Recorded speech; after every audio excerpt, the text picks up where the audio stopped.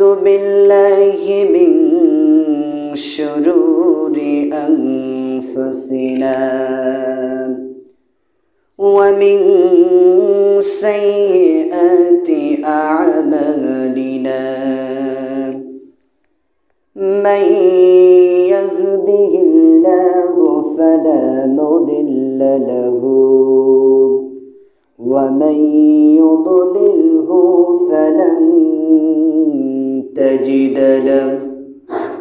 فلن تجد له وليا مرشدا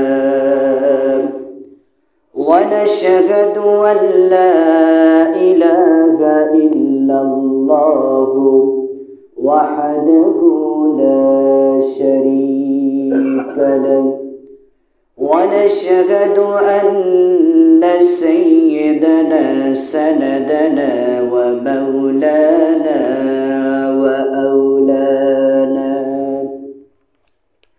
وطبيب قلوبنا محمد الذي أرسله بالحق بشيرا ونذيرا وداعيا إلى الله بإذنه وسراجا وقمرا منيرا فقد قال الله تعالى في كلامه المجيد والفرقانه الحميد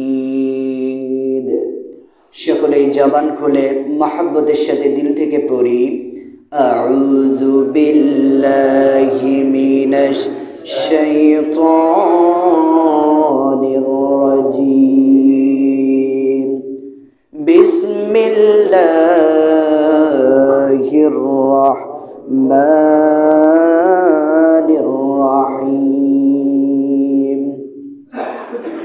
إن المسلمين والمسلمات والمؤمنين والمؤمنات والقانتين والقانتات والصادقين والصادقات والصابرين والصابرات والخاشعين والخاشعات والمتصدقين والمتصدقات والصائمين والصائمات والحافظين فروجهم والحافظات والذاكرين الله كثيرا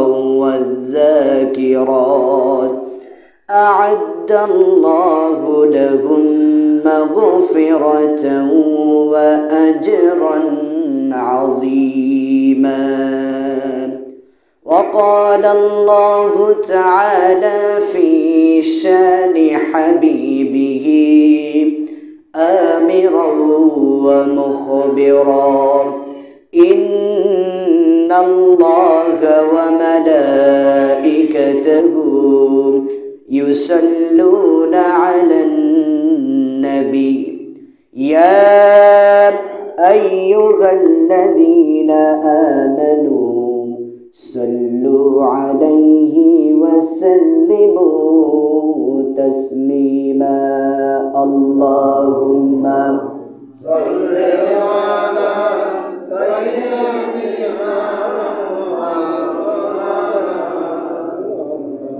وعلى آل سيدنا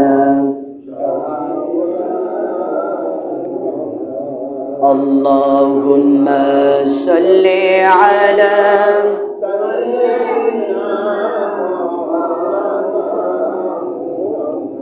وعلى آل سيدنا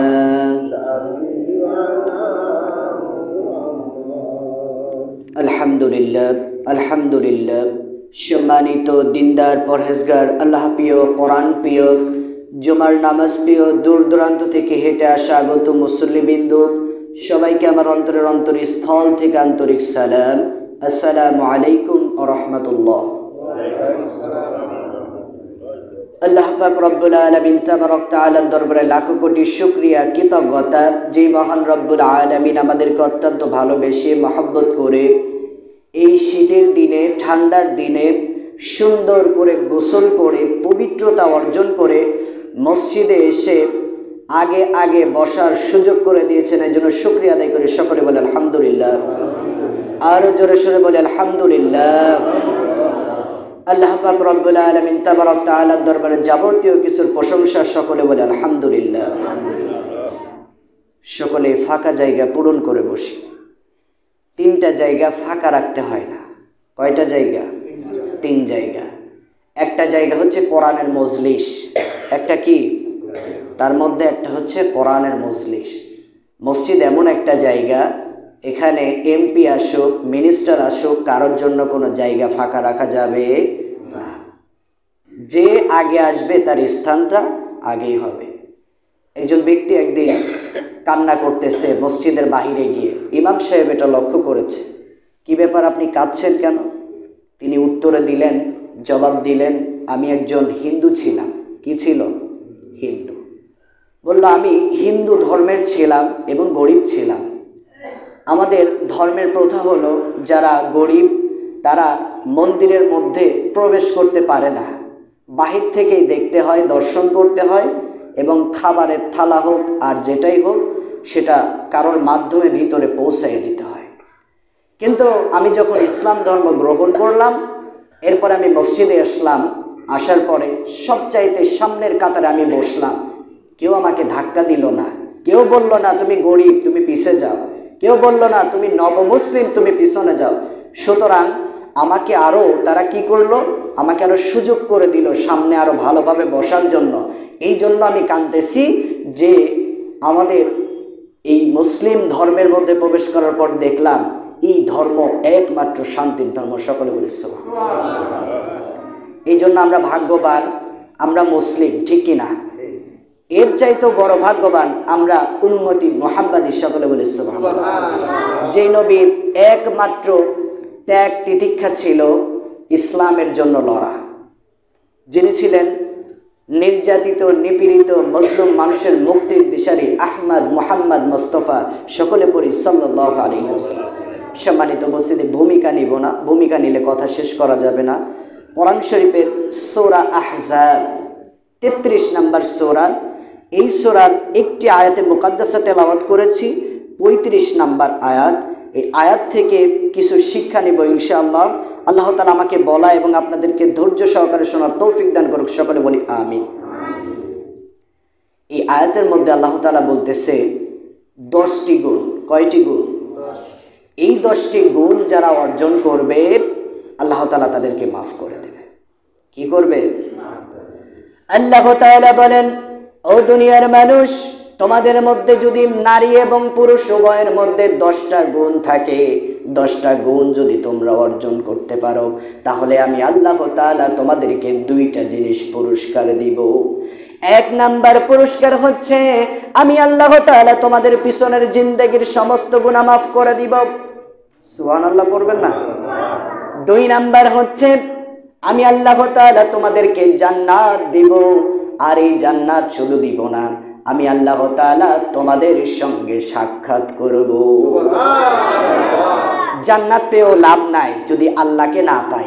আল্লাহকে পেলে জান্নাত আমার পিছে দৌড়াবে, কিন্তু আমি যদি আল্লাহকেই না পাই জান্নাত পেয়ে লাভ আছে?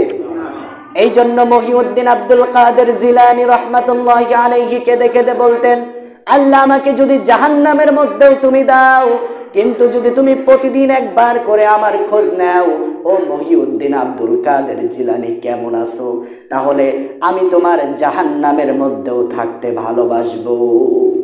অর্থাৎ আল্লাহ তাআলাকে পাইতে হলে জান্নাত হাসিল করতে হবে। আর আল্লাহকে যদি ঘনিষ্ঠভাবে আমরা পেয়ে যাই, তাহলে জান্নাত আমাদের পিছনেই ছুটবে, কারণ জান্নাতের বাহক কে? আল্লাহ। আর আল্লাহকে যদি পেয়ে যান, জান্নাতের পিছে দৌড়ানো লাগবে? জান্নাত আপনার পিছে দৌড়াবে। এটা দুইটা রেওয়াত আসছে, এক হচ্ছে গুনাহ মাফ করে দেবে, আর ওইটা দুইটা রেওয়াত আসছে, একটা হচ্ছে আল্লাহ তাআলা জান্নাত দিবে, আরেকটা রেওয়াত আসছে আল্লাহ তাআলা জান্নাতের মধ্যে বান্দাদের সঙ্গে দিদার করবে।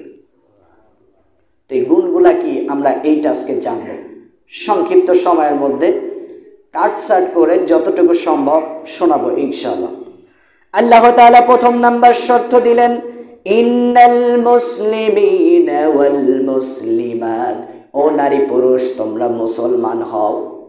এখন প্রশ্ন করতে পারেন, হুজুর আমরা তো মুসলমান, বাপ দাদার থেকে মুসলমান, আমরাও সিন্নি করি, জুমার নামাজ পড়ি এবং সালাত আদায় করি, সব সময় ইসলামিক মাইন্ডের কাজ করি, আমরা তো মুসলিম, আমরা মুসলমান, কিন্তু প্রকৃত মুসলমান না। কথা বলেন ঠিক কিনা?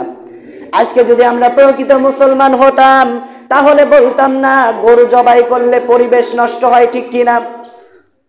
আল্লাহ তাআলা বললেন, ফাসাল্লি লিরাব্বিকা ওয়ানহার, আমি আল্লাহ তাআলা তোমাদেরকে সূরা কাউসারের মধ্যে বললাম, আমি আল্লাহ তাআলার সালাত তোমরা কায়েম করো, আর কোরবানির সময় তোমরা কোরবানি করো।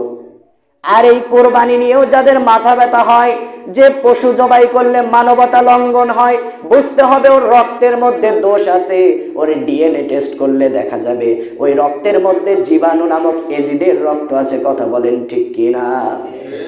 আমরা কোরআন অনুযায়ী আমাদের জীবনকে চালাবো। কথা বলেন ঠিক কিনা? মুসলমান মানে হচ্ছে আত্মসমর্পণ করা, মুসলমান মানে আত্মসমর্পণ করা, যেমন আত্মসমর্পণ করেছিলেন ইব্রাহিম আলাইহিস সালাতু ওয়াস সালাম।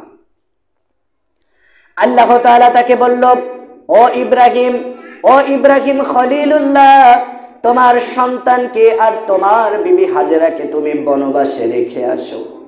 এইটা যখন বলল, বলার পরে তিনি চিন্তা করল, আমার বিবি আর ছোট্ট আমার সন্তানটাকে আমি দূরে রেখে আসব, তার মনটা যেন চাইতেছে না। ছোট্ট দুধের বাচ্চা, সন্তানের প্রতি বাবার যে একটা মহব্বত, এই মহব্বত যেন চায় না। কিন্তু ইব্রাহিম আলাইহিস সালাতু ওয়াস সালাম লক্ষ্য করল, আল্লাহ তাআলা যদি বেজার হয়ে যায় তাহলে আমি আল্লাহ তাআলার সাথে ভালো সম্পর্ক স্থাপন করতে পারবো না। তিনি একটা উটের উপর তার বিবিকে চড়ালেন, তার সন্তানটাকে নেয়ার পরে তিনি উটকে বললেন, নাও অমুক জায়গায় যাও। উটটা নিজেই চলতে শুরু করলো, আর তিনি তাওয়াক্কুল করলো আল্লাহ তাআলার উপর। উটটা গিয়ে পৌঁছে গেল মক্কা নগরীতে। কোথায়? সিরিয়া থেকে তারা গমন করেছিল, মক্কা নগরীতে গিয়ে উটটা থামলো। উটটা থামার পরে যখন হাজেরা আলাইহিস সালাতু ওয়াস সালামকে নামায়ে দিল, নামায়ে দেওয়ার পর যখন ইব্রাহিম আলাইহিস সালাতু ওয়াস সালাম চলে আসবে, বুকটা যেন ফেটে যায়। সন্তানের দিকে একবার তাকায়, একবার আসমানের দিকে তাকায়। এইরকম করতে করতে যখন তিনি চলে আসতেছে, তার স্ত্রী কাকুতি মিনতি করতেছে, ও প্রাণপ্রিয় স্বামী, কি এমন অন্যায় করেছি যে অন্যায়ের কারণে আজকে আমাদেরকে এই বনবাসে রেখে যাচ্ছে? কি অন্যায় করেছি? এই মরুভূমির মধ্যে যেখানে কোনো মানুষজন নাই, কোনো পানি নাই, খাবার নাই, এইখানে আমাদেরকে রেখে যাচ্ছেন কি জন্য? স্বামী কোনো জবাব দেয় না। এরপরে যখন বলেছে আমাদেরকে এখানে রেখে যাচ্ছেন, এটা কি আল্লাহ তাআলার ইচ্ছায়? ইব্রাহিম আলাইহিস সালাতু ওয়াস সালাম বলল, হ্যাঁ, আল্লাহ তাআলাকে রাজি খুশি করার জন্য। কেমন ঈমান! তাদের বিবিদেরও কেমন ঈমান ছিল! আল্লাহ তাআলাকে রাজি খুশি করার কথা বলেছে, আর কোনো কাকুতি মিনতি করে নাই। যখন সন্তানটাকে রেখে আসলো, সন্তানের পানির পিপাসা পেয়েছে, পানির জন্য যখন ছটফট করতেছিল, তখন হাজেরা আলাইহিস সালাতু ওয়াস সালাম ওই যে পাহাড়, ইন্নাস সাফা ওয়াল মারওয়াতা মিন শাআইরিল্লাহ, সাফা এবং মারওয়া পাহাড়ের উপর দিয়ে তিনি বারবার দৌড়াদৌড়ি করতেছিলেন, আর চিন্তা করতেছিলেন আমার সন্তানটাকে বাঘ এসে খেয়ে না যায়, আমার সন্তানটাকে বাঘ এসে খেয়ে না যায়, এইটা চিন্তা করতেছিলেন আর দৌড়াইতেছিলেন। এইটা আল্লাহ তাআলার কাছে এত পছন্দ হয়েছে যে আল্লাহ তাআলা প্রত্যেকটা হাজীদের জন্য 2টা পাহাড়ে দৌড়ানো ওয়াজিব করে দিয়েছে। তিনি চিন্তা করলেন আমার সন্তানটাকে পানি পান করাতে হবে। দৌড়াতে দৌড়াতে এরপরে যখন সন্তানের কাছে আসলো, আল্লাহ তাআলা জিবরাইল আলাইহিস সালাতু ওয়াস সালামকে বলল, ও জিবরাইল, দ্রুততার সঙ্গে যাও, আমার ইসমাইলের পায়ের নিচে তুমি কুদরতি হাত রাখো, আমি আল্লাহ তাআলা আমার কুদরতি হাত দিয়ে ওখানে আমি জমজম কূপ তৈরি করে ফেলবো। এরপরে যখন জিবরাইল আলাইহিস সালাতু ওয়াস সালাম এসে হাত রাখলেন, ওইটা থেকে পানি উঠতে শুরু করলো, পানির ঝর্ণা শুরু হয়ে গেল। হাজরা আলাইহিস সালাতু ওয়াস সালাম বলে, আমি পানিটাকে আটকানোর জন্য চেষ্টা করতেছিলাম, কিন্তু কোনোভাবেই সম্ভব হচ্ছিল না। এরপরে যখন আমি হাত দিয়ে বললাম জমজম, তখন পানিটা থেমে গেল। তারপর থেকে ওই কূপের নাম হয়েছে জমজম। সুবহানাল্লাহ। দেখছেন কতটা আত্মসমর্পণ। এই জন্য মুসলমান, ইন্নাল মুসলিমিন ওয়াল মুসলিমাত, নিশ্চয় আত্মসমর্পণকারী পুরুষ, আত্মসমর্পণকারী নারী। এরপরের অপশন হচ্ছে ওয়াল মুমিনিনা ওয়াল মুমিনাত, মুমিন হতে হবে, প্রকৃত মুমিন হতে হবে। আল্লাহ তাআলা মুসলমান এবং মুমিন না হয়ে কবরে যেতে মানা করেছে। আল্লাহ তাআলা বলেছেন, মুসলমান না হয়ে কবরের মধ্যে আসিস না বান্দা, তাইলে ভয়াবহ আযাবের সম্মুখীন তোমাকে হতে হবে। তাহলে আমাদেরকে মুমিন হতে হবে। মুমিন কখনো মানুষ দেখে ডরায় না। আর যারা মুনাফিক, তারা অনেক সময় একটা টায়ার বাস্ট হলেও 3 বার বেহুশ হয়, ঠিক কি না? অনেক সময় দেখে এলাকার ভাব ভালো না, টুপি খুলে পকেটে রাখে, দেখে সমস্যা আছে, ঠিক কি না? এইটা মুমিনের বৈশিষ্ট্য না। মুমিনের বৈশিষ্ট্য আল্লাহর উপর তাওয়াক্কুল করে চলবে। কথা বলেন ঠিক কি না?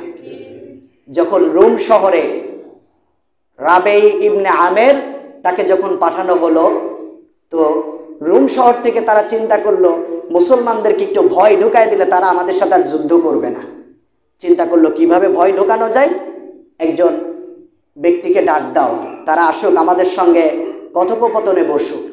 এরপরে রাবে ইবনে আমের তিনি গেলেন। ছোট্ট মানুষ কিভাবে যাবে? ছোট্ট মানুষ একটা সাহাবীর আবায়া, যেটা পরে দেখবেন আলেমরা এখন বর্তমান আলোচনা করে, একটা পাতলা কাপড়, তো ওইটা তার গায়ের মধ্যে দিল। দেওয়ার পরে খেজুরের কাঁটা দিয়ে সুন্দর করে বোতাম বানায় দিল। কি করলো? বোতাম বানায় দিল। বোতাম যখন বানাতে যায় তখন দেখে ছোট্ট মানুষ, তো ওই আবায়াও যেন বোরকার মতন অনেক বড় হয়ে যায়।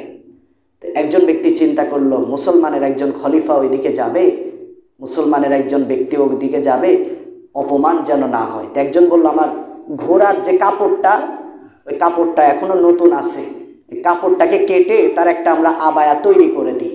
ওইটা সুন্দর করে কেটে ওইটা মোড়া দিয়ে এবং খেজুরের কাঁটা দিয়ে বোতাম তৈরি করে তাকে পাঠিয়ে দেয়া হলো। তো তিনি গিয়ে দেখলো যে রোম শহরের লোকজন তরবারি নিয়ে দাঁড়ায় আছে। কি নিয়ে? তরবারি নিয়ে। উনি ছোট্ট মানুষ গিয়ে যখন দাঁড়িয়েছে, তখন রোম শহরের যারা বাদশাহ এবং সৈন্য সামন্য, তারা বলতেছে, এই ফকিরকে বিদায় কর, ফকিরকে বিদায় কর। বলে, তোমরা কার জন্য অপেক্ষা করছো আমি তো জানি না, তবে মুহাম্মদুর রাসূলুল্লাহ সাল্লাল্লাহু আলাইহি ওয়াসাল্লাম আমাকে তোমাদের সঙ্গে সাক্ষাৎ করার জন্য পাঠিয়েছে। তারা অবাক হয়ে গেল, আমরা এতগুলো তরবারি নিয়ে দাঁড়ায় আছি, সে কোনো ভয় পেল না এবং সে কোনো সৈন্য সামান্য আনে নাই, সে একটা খোলা তরবারি নিয়ে এসেছে। একটা খাপ কেনার মতন পয়সা তার নাই। তারা চিন্তা করলো, এই যদি হয় মুসলমানের ঈমান, তাহলে তারা সবসময় বিজয় হবে। সকলে বলি সুবহানাল্লাহ। একবার বিশ্বনবীরা মিসওয়াক করতেছে, পাহাড়ের পাদদেশে মিসওয়াক করতেছে। কাফেরদের এক গোয়েন্দা বলল, যাই দেখে আসি এরা কি করতেছে। তো মিসওয়াক এটা নবীর সুন্নাত, তারা মিসওয়াক করতেছে। ওই গোয়েন্দা দেখে তিনি আবার অন্যরকম ভাবছে, গিয়ে বলতেছে, সর্বনাশ, তোমরা যুদ্ধের ময়দানে যেও না, অবস্থা কিন্তু কাহিল হবে। কেন? কয়, দাঁতে তারা ধার দিচ্ছে। দাঁতে কি করতেছে? ধার দিচ্ছে। ওই যুদ্ধে আল্লাহ তাআলা তাদের মিসওয়াকের আমল করার কারণে আল্লাহ তাআলা তাদের যুদ্ধ ছাড়াই বিজয় দান করেছিলেন। সকলে বলি সুবহানাল্লাহ। এই জন্য মুমিন হতে হবে, প্রকৃত মুমিন। এরপরে আল্লাহ তাআলা বললেন, ওয়াল কানিতিন ওয়াল কানিতাত, অনুগত্যশীল পুরুষ, অনুগত্যশীল নারী, নারী এবং পুরুষ আনুগত্যশীল হতে হবে। আল্লাহ তাআলার উপর আনুগত্য করতে হবে। যেই রকম আনুগত্য করলে আল্লাহ তাআলা খুশি হয়, সেই রকম আনুগত্য আমাদেরকে করতে হবে। যেমন আনুগত্য করেছিল হযরত আবু বকর সিদ্দিক রাদিয়াল্লাহু তাআলা। আল্লাহর নবী, বিশ্ব নবী, মানবতার মহান শিক্ষক জনাবে মুহাম্মদুর রাসূলুল্লাহ সাল্লাল্লাহু আলাইহি ওয়াসাল্লাম, তিনি একদিন চাঁদনি রাতে যখন আয়েশা রাদিয়াল্লাহু তাআলা আনহার সাথে বসে আছে, আয়েশা রাদিয়াল্লাহু তাআলা আনহার সাথে যখন বসে গল্প করতেছে, ওই সময়ে আয়েশা রাদিয়াল্লাহু তাআলা আনহা বলল, ইয়া রাসূলুল্লাহ, ইয়া হাবিবাল্লাহ, আপনার সাহাবীদের মধ্যে সবচাইতে আমল বেশি কার? আল্লাহর নবী বলল, ওমর রাদিয়াল্লাহু তাআলা আনহু, হাফসা রাদিয়াল্লাহু তাআলা আনহার বাবা, আল্লাহর নবীর আরেকজন স্ত্রী ছিল হাফসা রাদিয়াল্লাহু তাআলা আনহা, তিনি একটু খিটখিটে হলেন।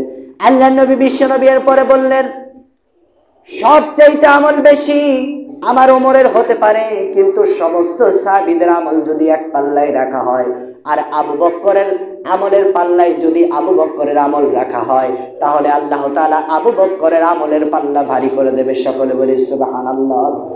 আল্লাহর নবী বলল, হিজরতের দিন আবু বকর আমার সঙ্গে যে আচরণ করেছিল, আমার সঙ্গে যে ব্যবহার করেছিল, আল্লাহ তাআলা এত খুশি হয়েছে যে আল্লাহ তাআলা আমার সঙ্গে তার জান্নাতে থাকার সুযোগ করে দিয়েছে। এরপর আল্লাহ তাআলা বললেন, ওয়াস-সাদিকিনা ওয়াস-সাদিকাত, সত্যবাদী পুরুষ সত্যবাদী নারী সদা সর্বদা সত্য কথা বলবে, সত্য কথার উপর অবিচল থাকবে, এইরকম নারী এবং পুরুষ হতে হবে। সত্যবাদী। আজকে কি আমরা সত্য কথা বলি? আমি কিছুদিন আগে ফরিদপুরের ওইদিকে যাচ্ছি একটা প্রোগ্রামে, তো ওইখানে একজন ব্যক্তি দেখি দাঁড়ায় আছে, কিছু বাচ্চা কাচ্চা ভাঙ্গার যত সম্ভব সাইডে, ভাঙ্গার সাইডে কিছু খুচরা দোকানের সামনে। তো কিছু ব্যক্তি বলতেছে, কিছু বাচ্চারা, তো এক ব্যক্তি বলতেছে যে এই জিনিসটা কোথায় পাওয়া যাবে? তো কিছু পোলাপান আমার বলতেছে মিসা কাকুর কাছে আছে। কার কাছে? মিসা কাকুর কাছে। আমি চিন্তা করলাম, মিসা কাকুকে না, মানুষের নাম আর মিসা কাকু হয়। আমি একজনকে বললাম, ভাই এই ব্যক্তির মিসা কাকু বলা হচ্ছে কেন? কয়, ভাই বইলেন না, 100টা কথা বললে 102টা মিথ্যা কথা কয়, তো এই জন্য নামই হয়ে গেছে মিসা কাকু। তো একটা জিনিস তার কাছে আছে, বাচ্চাদের হয়তো খেলনা বা কোনো কিছু আছে, উনি আবার বাচ্চাদের সাথে একটু ইয়ারকি করে, তো এই জন্য বলতেছে অমুক জিনিসটা মিসা কাকুর কাছে আছে। আমরা ওই মিসা কাকু হতে চাই? আমরা সদা সর্বদা সত্য কথা বলতে চাই। একটা জিনিস চিন্তা করে দেখবেন, ছোট্টবেলায় অনেক শয়তানি করছেন না? দেখবেন একটা মিথ্যা ঢাকতে গিয়ে 14টা মিথ্যা কথা বলা লাগে, ঠিক কিনা? তাহলে গুনাহ বাড়লো না কমলো? গুনাহ বাড়লো না? কিন্তু সত্য কথা বললে তার মধ্যে একটু যদি বিনয় থাকে, আল্লাহ তাআলা তো মাফ করবে। আপনার মা হোক বাবা হোক, যার কাছে অন্যায় করেন, তার মধ্যে একটু বিনয় থাকলে দেখবেন সে ব্যক্তি মাফ করে দেবে আপনাকে। তাহলে মিথ্যা কথা বলে পাপের বোঝা ভারী করার কোনো দরকার আছে? দরকার নাই। এই জন্য আমরা মিথ্যা কথার সঙ্গে আমাদের কোনো সম্পর্ক নাই। এরপরে আল্লাহ তাআলা বললেন, ওয়াস-সাবিরিনা ওয়াস-সাবিরাত, ধৈর্যশীল পুরুষ ধৈর্যশীল নারী। ধৈর্যশীল হতে হবে, যেমন ধৈর্যশীল দেখিয়েছিল আমার নবী বিশ্বনবী জনাবে মুহাম্মদুর রাসূলুল্লাহ সাল্লাল্লাহু আলাইহি ওয়াসাল্লাম। তায়েফের ময়দানে যখন আল্লাহর নবী বিশ্বনবী দ্বীনের দাওয়াত দিতে গেল, আল্লাহর নবী বিশ্বনবীকে ছোট্ট ছোট্ট বাচ্চারা পাথর মারতে শুরু করলো। আল্লাহর নবী বিশ্বনবীকে পাথর এমন পরিমাণ আক্রমণ করেছিল, পাথর দিয়ে আল্লাহর নবী বিশ্বনবীর শরীর মোবারক দিয়ে রক্ত পড়তেছিল। রক্ত পড়তে পড়তে তার জুতা মোবারক আটকে গিয়েছিল, জমাট হয়ে গিয়েছিল। আল্লাহর নবী বিশ্বনবীর এই কষ্ট দেখে আসমানের ফেরেশতাগুলি ছটফট করতে শুরু করে দিল। জিবরাইল আলাইহিস সালাতু ওয়াস সালাম আসলেন, বললেন, ইয়া রাসূলুল্লাহ, ইয়া হাবিবাল্লাহ, এই আঙ্গুরের জুসটা একটু আপনি খান। আল্লাহর নবী বিশ্বনবীকে বলল, ইয়া রাসূলুল্লাহ, ইয়া হাবিবাল্লাহ, একবার আমাকে হুকুম দেন, আমাকে একবার শুধু হুকুম দেন। এই যে পাহাড় দেখতেছেন, এই পাহাড়টাকে দিয়ে আমি এই সমস্ত মানুষগুলিকে ধ্বংস করে দেব। আল্লাহর নবী বিশ্বনবী চোখের পানি ফেলে বলল, জিবরাইল ভাই, আমাকে যে এতগুলো আক্রমণ করেছে আমি কষ্ট পাই নাই, কিন্তু আপনি যে তাদেরকে ধ্বংস করে দিতে চাইলেন, এইটাতে আমি কষ্ট পেয়েছি। আপনি যদি তাদেরকে ধ্বংস করে দেন, আমি কার কাছে দ্বীনের দাওয়াত পৌঁছাবো? আজকে তারা বুঝতেছে না, নিশ্চয়ই একদিন এই দ্বীনের দাওয়াত বুঝবে আর গোটা পৃথিবীতে কালিমার পতাকা উড়বে। সকলে বলি সুবহানাল্লাহ। এই জন্য ধৈর্যশীল হতে হবে। কি হতে হবে? ধৈর্যশীল। এরপরে আল্লাহ তাআলা বললেন, ওয়াল খাশিঈনা ওয়াল খাশিআত, আল্লাহ তাআলাকে ভয়কারী পুরুষ, আল্লাহ তাআলাকে ভয়কারী নারী, ওয়াল মুতাসাদ্দিকিনা ওয়াল মুতাসাদ্দিকাত, আর দানশীল পুরুষ দানশীল নারী। দানশীল পুরুষ দানশীল নারী। প্রথমত আল্লাহ তাআলাকে ভয় করতে হবে, আল্লাহ তাআলাকে ভয় করতে হবে। এরপরে হচ্ছে দানশীল পুরুষ দানশীল নারী। আজকে আমরা দান করি, দানের মতো করি না, ঠিক কিনা? যত সিরা নোট, যে কয়েল চলে না, যে টাকা চলে না, হাতের মধ্যে করে এনে মসজিদের ওই কৌটার মধ্যে দিই, ঠিক কিনা? আল্লাহ তাআলার কাছে আপনি কোটি কোটি টাকা চান, ভালো চান না খারাপ চান? আপনার কাছে যখন আল্লাহর জন্য, আল্লাহর দ্বীনের জন্য, আল্লাহর ঘর মসজিদের জন্য টাকা চাওয়া যায়, আপনি খুচরা নোট, সিরা নোট, এই নোটটা তালাশ করেন, ঠিক কিনা? অথচ আল্লাহর কাছে যখন চাইতেছেন সবসময় ভালোটাই চাইতেছেন। দানও ওইভাবেই করতে হবে। আপনার কাছে যে ভালো নোটটা আছে, ওই নোটটা আল্লাহর পথে আপনাকে ব্যয় করতে হবে। আপনাকে একজন একটা জিনিস দিলে আপনার যদি পছন্দ না হয়, আপনার কষ্ট লাগবে না? তা আল্লাহ তাআলার ওসিলা করে যে আল্লাহ আপনাকে এত সম্পদ দিল, সেই আল্লাহ তাআলার ঘরের জন্য যখন আপনার কাছে 5টা 10টা টাকা চাওয়া যায়, আপনি ওসমস করেন, আপনি সিরা নোটটা বের করে দেন। কেন ভাই? আল্লাহ তাআলা কি আপনাকে কম দিয়েছে? আপনি যাওয়ার সময়, আপনি পুরুষ, আপনার 3 টুকরা কাপড়, মহিলাদের 5টা, আপনাদের 3 টুকরা কাপড়, ওই কাপড় ব্যতীত আপনার সঙ্গে কিচ্ছু যাবে না। আপনার মৃত্যুবরণ হবে, আপনার শেষ হয়ে যাবে, সমস্ত সম্পদ ভোগ করা শেষ, যা থাকবে ওইটা আপনার সন্তান, আপনার বিবিরা যারা থাকবে তারা ভোগ করবে। তাহলে এবার চিন্তা করেন, লাভ আছে কোনো? এজন্য দান এমন ভাবে করতে হবে যাতে আল্লাহ তাআলার কাছে তাকওয়াবান হওয়া যায়। হযরত আবু বকর সিদ্দিক রাদিয়াল্লাহু তাআলা আনহু, আল্লাহর নবী, বিশ্ব নবী তাবুক অভিযানে পাঠাবে। অভিযানে পাঠানোর আগে আল্লাহর নবী, বিশ্ব নবী বলল, প্রত্যেকেই তোমরা কিছু কিছু করে দান করো। সকলেই দান করতেছে। আল্লাহর নবী, বিশ্ব নবী লক্ষ্য করে দেখলো আবু বকর সিদ্দিক রাদিয়াল্লাহু তাআলা আনহু তিনি একটা টুকলার মধ্যে কি যেন আনলেন। আনার পরে আল্লাহর নবী, বিশ্ব নবীর সামনে উপস্থাপন করলেন। করার পরে তিনি দূরে দাঁড়িয়ে আছে, মনটা খারাপ, মাথাটা নিচু করে দাঁড়িয়ে আছে। আল্লাহর নবী, বিশ্ব নবী তাকে ডাক দিলেন, আবু বকর তুমি এই দিকে আসো, এইখানে কি দান করেছো আর বাড়িতে কি রেখে আসছো? আবু বকর সিদ্দিক রাদিয়াল্লাহু তাআলা আনহু বলল, ইয়া রাসূলুল্লাহ, ইয়া হাবিবাল্লাহ, ঘরের মধ্যে একটু গম ছিল, একটু জব ছিল, যতটুকু ছিল সবটুকু নিয়ে এসেছি। আল্লাহর নবী, বিশ্ব নবী বলল, বাড়িতে কি রেখে আসছো? আবু বকর সিদ্দিক রাদিয়াল্লাহু তাআলা আনহু বলল, ইয়া রাসূলুল্লাহ, ইয়া হাবিবাল্লাহ, আমার বাড়ির মধ্যে আল্লাহ এবং আল্লাহর রাসূলের মহব্বত রেখে দিয়ে এসেছি। দেখছেন তাদের দান, তাদের দান আর আমাদের দান কত ডিফারেন্স। আমরা খালি কই আল্লাহ আমাদের এইটা দেয় না, সেইটা দেয় না, এত চাই হয় না। হবে কিভাবে? আল্লাহকে খুশি করেন, এমনি পেয়ে যাবেন, ঠিক কিনা? আল্লাহর নবী, বিশ্ব নবীর সামনে একজন মহিলা আসলো। আসার পরে আল্লাহর নবী, বিশ্ব নবীকে বলল, ইয়া রাসূলুল্লাহ, ইয়া হাবিবাল্লাহ, আমার এই দুধের বাচ্চাটাকে জিহাদের ময়দানে নিয়ে যান। আল্লাহর নবী, বিশ্ব নবী বলল, আমি কোনো পিকনিক স্পটে যাচ্ছি না, আমি কোনো আনন্দ র্যালি বা আনন্দ ভ্রমণে যাচ্ছি না, জিহাদের ময়দানে যাচ্ছি। এই ছোট্ট দুধের বাচ্চাটাকে আমি নিয়ে কি করব? মহিলাটা বলল, ইয়া রাসূলুল্লাহ, ইয়া হাবিবাল্লাহ, আমার প্রাণপ্রিয় স্বামী যুদ্ধের ময়দানে গিয়ে শহীদ হয়ে গিয়েছে, আমার কলিজার টুকরা সন্তান যুদ্ধের ময়দানে গিয়ে শহীদ হয়ে গিয়েছে। ভেবেছিলাম বিশ্ব নবীকে একটা তরবারি কিনে দিব, কিন্তু আমার চুলায় ঠিক মতন আগুন জ্বলে না, দেয়ার মতন আমার কিচ্ছু নাই। আমার এই দুধের সন্তানটা আছে দেয়ার মতন। ইয়া রাসূলুল্লাহ, ইয়া হাবিবাল্লাহ, আপনি আমার সন্তানটাকে নিয়ে যান। যখন তীরের আক্রমণ আসবে, আপনার দিকে যখন তীর আসবে, আমার সন্তানটাকে আপনি সামনে ঠেকাবেন, আমার সন্তানের পেটের মধ্য দিয়ে তীর ঢুকে বের হয়ে যাবে। আল্লাহর নবী, বিশ্ব নবীর যেন কিছু না হয়।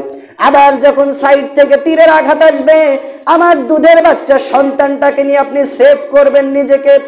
আমার সন্তানের ভিতর দিয়ে তীর ঢুকে চূর্ণ বিচূর্ণ হয়ে যাবে, কিন্তু আল্লাহর নবীর রহমতের নবীর গায়ে যেন তীরের কোনো স্পর্শ না লাগে।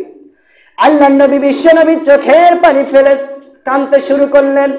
বললেন, ও মা, এখনো পর্যন্ত ইসলামের উপরে এমন কোনো আইন আসে নাই, যদি কোনোদিন আইন আসে, সেই দিন আপনার সন্তানটাকে আমি যুদ্ধের ময়দানে নিয়ে যাব। কেমন ত্যাগ, কেমন তিতিক্ষা তারা করেছে। নিজের কলিজার টুকরা সন্তানটাকে আল্লাহর নবীর সেফগার্ড হিসেবে দিতে তারা কোনো সময় দ্বিধাবোধ করেন নাই। অথচ আমাদের ঈমান আমল আজকে কি হচ্ছে? এরপর আল্লাহ তাআলা বললেন, ওয়াস-সাইমিনা ওয়াস-সাইমাত, রোজা পালনকারী পুরুষ, রোজা পালনকারী নারী, ওয়াল হাফিযিনা ফুরুজাহুম ওয়াল হাফিজাত, আর যৌনাঙ্গ হেফাজতকারী পুরুষ, যৌনাঙ্গ হেফাজতকারী নারী। ওয়াযাকিরিনাল্লাহা কাসীরান ওয়াযাকিরাত, আল্লাহ তাআলার অধিক পরিমাণ জিকিরকারী পুরুষ, আল্লাহ তাআলার প্রতি অধিক পরিমাণ জিকিরকারী নারী। এই 10টা গুণ যার মধ্যে থাকবে আল্লাহ তাআলা তাদেরকে জান্নাত দিয়ে দেবে। সকলে বলি সুবহানাল্লাহ। অধিক জিকিরকারী পুরুষ। একটা ঘটনা বলেই শেষ করে দেব ইনশাআল্লাহ, সময় সংক্ষিপ্ত।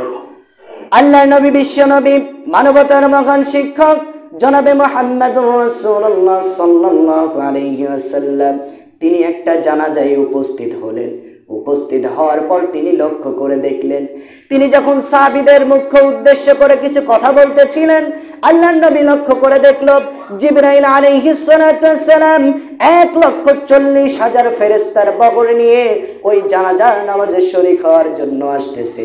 আল্লাহর নবী, বিশ্ব নবী জিবরাইলকে প্রশ্ন করলেন, ও জিবরাইল ভাই, আমার সামনে যার লাশ রয়েছে, আমার কলিজার টুকরা মুআবিয়া রাদিয়াল্লাহু তাআলা আনহু, এই মুআবিয়ার কি এমন আমল ছিল যে আমলটা আল্লাহর দরবারে এত পছন্দ হয়েছে, এত পছন্দ হয়েছে, আল্লাহ তাআলা 1,40,000 ফেরেশতা তার জানাজার জন্য পাঠিয়ে দিয়েছে।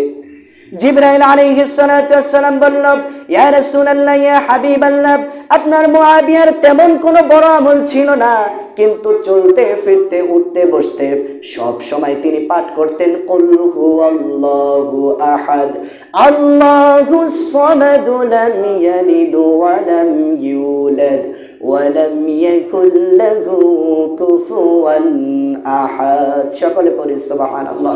তিনি উঠতে বসতে চলতে ফিরতে সব সময় এই সূরাটা পাঠ করত। আল্লাহ তাআলার কাছে এত পছন্দ হয়েছে যে আল্লাহ তাআলা তার জানাজার মধ্যে 1,40,000 ফেরেশতা পাঠিয়ে দিয়েছে। এই 10টা গুণ আমাদেরকে অর্জন করতে হবে, তাহলে আল্লাহ তাআলা জান্নাত দিবে। জান্নাতে মানুষ যখন যাবে, যাওয়ার পরে জান্নাতীরা সকলেই রমণীগুলা দেখে, সুন্দর সুন্দর পরিবেশ দেখে তারা অবাক হয়ে যাবে। আল্লাহ তাআলা কনফারেন্সের মাধ্যমে বলবে, জান্নাতীরা দুনিয়ার মধ্যে যে রকম জান্নাত চেয়েছিলে পেয়েছো? সবাই এক বাক্যে বলবে, আল্লাহ জান্নাত, সুন্দর জান্নাত পেয়েছে। এর মধ্যে একজন ব্যক্তি বলবে, এই তোরা থাম, জান্নাত পাইছি যেই জন্য তাহাজ্জুদের নামাজ পড়লাম, চোখের পানি ফেললাম, শীতের রাত্রে ওযু করে নামাজ আদায় করলাম, সেই জিনিসই তো পাই না। বলে, এটা বোকা নাকি? জান্নাত পাইছে আর কি লাগে? বলে, যেই আল্লাহকে পাওয়ার জন্য এত কিছু করলাম, সে আল্লাহকে তো পায় নাই। সকলে বলে আল্লাহু আকবার। এরপরে আল্লাহ তাআলাকে দেখার জন্য তারা আক্রোশ জাগাবে। আল্লাহ তাআলা তাদের সামনে আসবে। আল্লাহ তাআলার কুদরতি চেহারা দেখে তারা অবাক হয়ে বেহুশ হয়ে পড়ে যাবে, বেহুশ হয়ে পড়ে যাবে। এরপরে তারা ঘুমায় যাবে। সুন্দরী রমণীরা আসবে, জান্নাতের যারা হুর আসবে, এই হুররা এসে তাদেরকে গোতা দেবে। গোতা দিয়ে বলবে, এই উঠো উঠো। বলে, ডাকো কেন? ঘুমাইছি তো। বলে, ঘুমাইছো কতদিন তোমরা জানো? 1000 বছর হয়ে গেছে। সকলে বলে আল্লাহু আকবার। এই সুন্দরী রমণীরা এসে তাদেরকে খোঁচা দিয়ে আবার তাদেরকে তুলবে। তো সেই আল্লাহকে আমরা পেতে চাই না? সেই জান্নাতকে আমরা পেতে চাই না? এই জান্নাত পেতে হলে এই 10টা গুণ আমাদেরকে অর্জন করতে হবে।